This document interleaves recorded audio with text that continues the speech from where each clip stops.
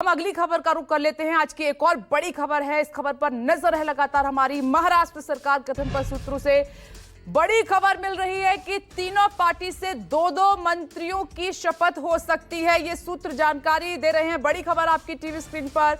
शपथ से पहले तीनों नेताओं से गृह मंत्री अमित शाह मुलाकात करेंगे। तीनों नेताओं से मीटिंग कर सकते हैं। तीनों नेताओं का मतलब है कि मुख्यमंत्री के तौर पर तीसरी बार शपथ लेने जा रहे हैं। आज शाम 5:30 बजे ओथ सेरेमनी की शुरुआत होगी। आजाद मैदान में देवेंद्र फडणवीस महाराष्ट्र के मुख्यमंत्री पद की शपथ तीसरी बार लेंगे। ये देखिए, कल की तस्वीरें आप देख रहे हैं जब उनको विधायक दल का नेता चुना गया और उस समय की ये तस्वीर है। लेकिन आज ओथ सेरेमनी है। गृह मंत्री अमित शाह तीनों नेताओं से मुलाकात करेंगे, जिसमें देवेंद्र फडणवीस हैं जो सीएम पद की शपथ लेंगे, एकनाथ शिंदे हैं जो उप मुख्यमंत्री पद की शपथ लेंगे, साथ ही अजीत पवार हैं वो भी उप मुख्यमंत्री पद की शपथ लेंगे। इसके अलावा जो बड़ी खबर यह है कि तीनों पार्टियों से दो जो विधायक हैं वो मंत्री पद की शपथ ले सकते हैं। इस पर और ज्यादा जानकारी हम लेने की कोशिश करेंगे, लेकिन अभी 3 ही नाम जो हैं खबर मिल रही है कि राजभवन पहुंचे हैं। यानी कि सीएम के तौर पर देवेंद्र फडणवीस का नाम गया है, एकनाथ शिंदे का नाम गया है और गया है अजीत पवार का नाम।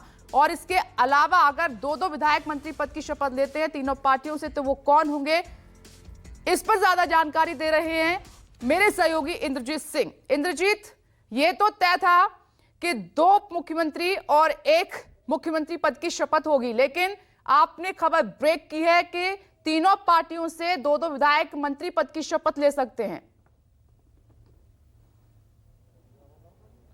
जी बिल्कुल, जिस तरह से मैंने आपको पहले भी बताया था कि जो राज्यपाल के पास नाम गया है वो 3 ही नाम गया है। एक मुख्यमंत्री देवेंद्र फडणवीस का और उप मुख्यमंत्री एकनाथ शिंदे, उप मुख्यमंत्री के तौर पर अजीत पवार। ये 3 ही नाम शपथ लेने वाले हैं। लेकिन जो चर्चा चल रही है, जो आधे घंटे तक बैठक चली थी देवेंद्र फडणवीस की, एकनाथ शिंदे की, इसके अलावा खबर है कि जो केंद्रीय गृह मंत्री अमित शाह हैं, जिनकी बातें सभी सुनते हैं, पार्टी के वरिष्ठ नेता भी हैं, वो समय से पहले आ रहे हैं और तीनों पार्टियों के नेताओं से बात कर सकते हैं। अगर तीनों पार्टियों के नेताओं से बात बन जाती है तो 2 मंत्रियों को और शपथ दिलाई जा सकती है। हालांकि अभी राजभवन में जो नाम भेजे गए हैं वो 3 ही नाम भेजे गए हैं और अभी तक जो शपथ ग्रहण का प्रोग्राम में 3 ही लोगों के शपथ लेने की चर्चा है। लेकिन अगर बात बन जाती है तो 2 विधायकों को और शपथ दिलाई जा सकती है। लेकिन अभी जो जानकारी मिल रही है उसके मुताबिक जिस तरह से एकनाथ शिंदे गृह मंत्री के लिए अड़े हुए थे कि अगर उनको गृह मंत्रालय नहीं मिलता है तो वो शपथ नहीं लेंगे, तो उनको कहीं न कहीं बीजेपी नेतृत्व ने मना लिया है। कल देवेंद्र फडणवीस से उनकी आधे घंटे तक मुलाकात हुई थी। इसके बाद बताया जाता है कि उन्होंने शीर्ष नेताओं से भी बात कराई। उन्होंने शीर्ष नेताओं ने उनको भरोसा दिलाया कि आपका मान सम्मान रखा जाएगा, चूँकि पार्टी आपके नेतृत्व में चुनाव लड़ी है, इसलिए आपका मान सम्मान रखा जाएगा। और बीजेपी को एकनाथ शिंदे का मान सम्मान इसलिए भी रखना पड़ेगा क्योंकि आने वाले समय में महानगर पालिकाओं के चुनाव आने हैं, जिसमें एकनाथ शिंदे की काफ़ी ज़रूरत पड़ेगी। अगर एकनाथ शिंदे कहीं कमज़ोर पड़ते हैं तो उसका फ़ायदा शिवसेना यूबीटी को होगा। तो कहीं न कहीं बीजेपी की एक मजबूरी भी है कि एकनाथ शिंदे को मान सम्मान देना पड़ेगा।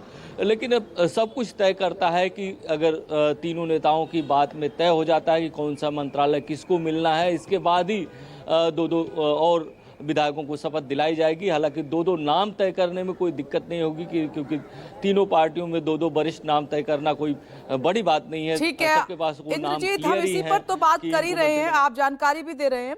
मेरा अगर 2 नाम बात के बाद सहमति बन जाती है, 2 नाम फाइनल हो जाते हैं, तो क्या आपके पास इंफॉर्मेशन है कि वो तीनों पार्टियों से 2 नेता कौन होंगे जो मंत्री पद की शपथ लेंगे? कोई इंफॉर्मेशन इस बारे में अपडेट?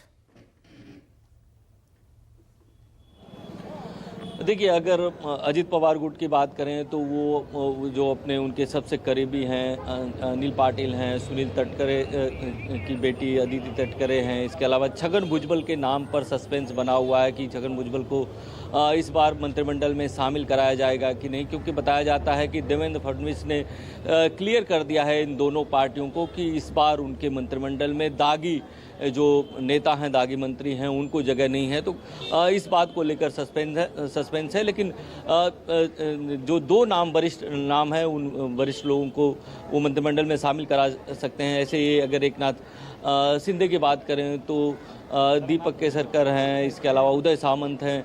ये 2 वरिष्ठ नाम हैं जिन्हें तुरंत चयन किया जा सकता है। तो कहीं ना कहीं 2 नाम तय करने में किसी को भी कोई दिक्कत नहीं आएगी।